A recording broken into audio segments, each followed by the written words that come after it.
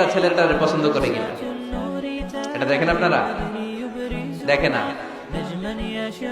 না, এটা করা যাবে। জোর করে মেয়েকে বিয়ে দেওয়া যাবে?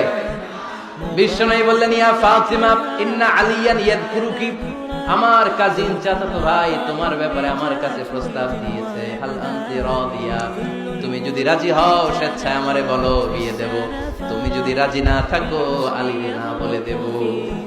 হাল আনতি রাদিয়া, ফাতেমা আলী তো তোর বিয়ে করতে চায়, তুমি কি রাজি?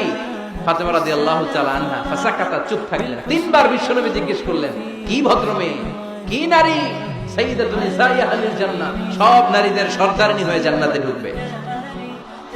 বিশ্বনবী তিনবার জিজ্ঞেস করলেন। ফাতেমা রাদিয়াল্লাহু তাআলা আনহা সাকিতা, চুপ রইলেন। as-sukutu nisfur রিদা, চুপ থাকা সম্মতির অর্ধেক। বিশ্বনবী বুঝলেন যদি রাজি না থাকতো আমার মেয়ে না করে দিত, যেহেতু চুপ আছে ফাতেমা রাজি আছে। ফাতেমার সম্মতি নিয়ে বিশ্বনবী তার কলিজার টুকরাকে সাইয়েদনা আলীর হাতে তুলে দিলেন।